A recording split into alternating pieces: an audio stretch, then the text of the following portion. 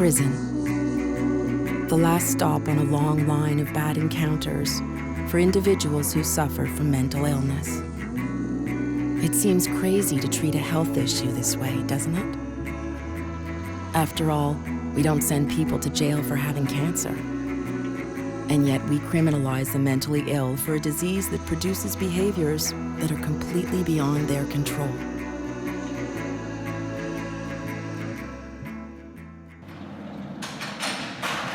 They would come with a straitjacket, or the boom squad would come, and if you were, fighting back, they'd maybe try to get you upside down, any way to restrain you. And sometimes people will have a fractured arm by it. If you was real rough and you're going off, you're having a manic moment and you hit one of them, they might snuff you, kick you. I mean, I out of my whole 18 years, I did a total of approximately 4 years in solitary confinement.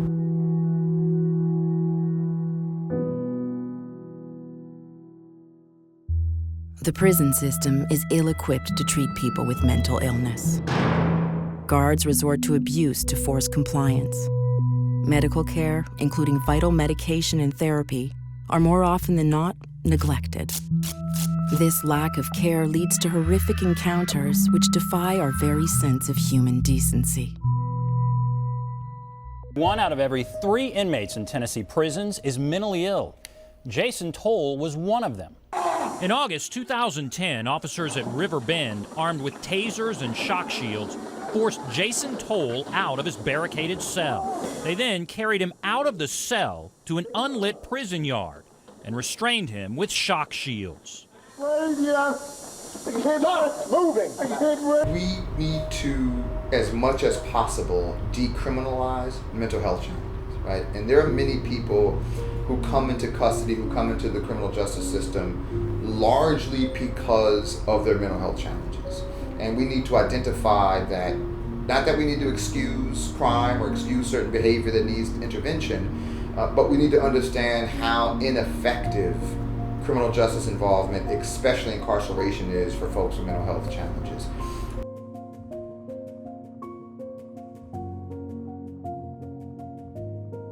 Pete Early has written books about the treatment of people with mental illness. This is somebody who needed help for her mental illness. She didn't need punishment, and she ended up dead. Early says instead of helping McKenna, they put her in isolation for a week before the day they tried to transfer her. It is not good for anyone's mental health to be in solitary confinement. It's not good for anyone's mental health to be isolated from other people for any length of time, even a very brief period of time.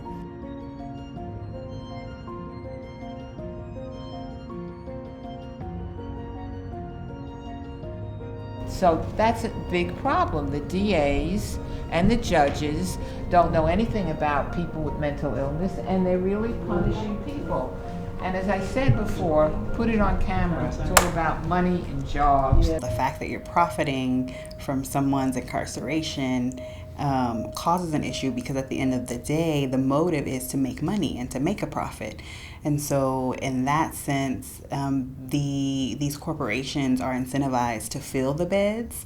And so there's no incentive to decarcerate. There's no incentive to rehabilitate. Inmates are enduring, quote, barbaric and horrific treatment and living in a perpetual state of crisis. The lawsuit alleges that instead of the medical care these people are supposed to receive, specifically at this facility, the prisoners' health needs are instead ignored and underfed. It was a desperate attempt, we think, to escape the conditions inside the East Mississippi Correctional Facility. That's a for-profit prison where the mentally ill are being housed.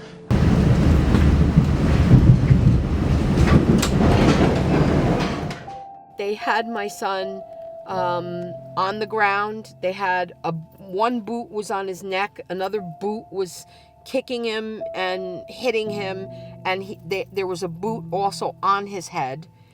And he had a huge swelling and marks all over, and they would not get him medical help until they pushed the swelling on his head down with their physical hands, and then got him ice and forced it on his head, and pressing it very hard. It's such a traumatic experience that you're like walking around in a daze. Prison guards, sheriffs, they don't understand that. So they think that you're actually being rebellious or that you're being defiant. And so you get a lot of abuse. I mean, because if you don't answer them or you don't do what they say, you know, they have other ways of making you do what they want. And because you're not reacting in a way that they would want you to react, the abuse keeps on coming until they either give up or they just throw you in a cell and say, forget it. What I probably urge is any authorities that have oversight to areas where they incarcerate other people to use the least restrictive measures possible to provide the safety of the other inmates and their staff, but also to respect the human rights and the human needs of that prisoner, him or herself, because that's very important. I ended up getting out of Building 9, where they kept the mental patients, and was allowed to live in general population. And I was fine until, you know, they would mess with me.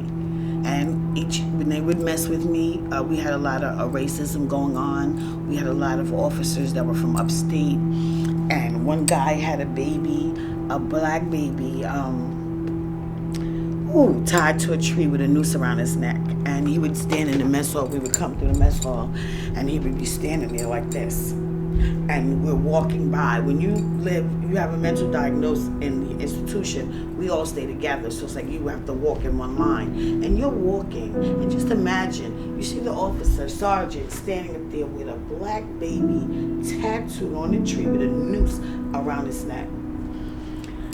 I don't know about nobody else, but it was a trigger for me. And I walked over to him and I said, how could you stand here like that? And he said, get away from me, nigger. That's what he said.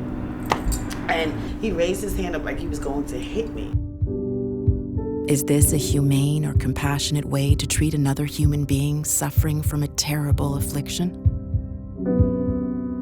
Prison makes mental health conditions much, much worse. And in doing so, we've turned a public health problem into a criminal one. It's time for us to rethink how we approach mental health.